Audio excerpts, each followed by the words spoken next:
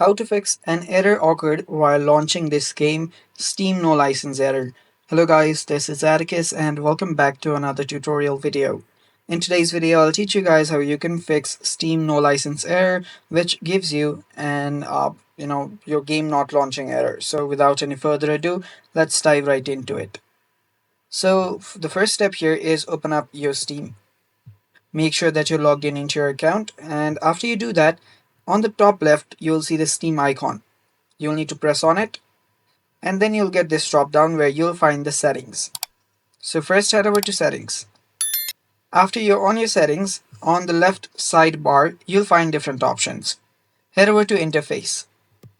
Tap on interface, and after you tap on interface, here you'll find an option called client beta participation.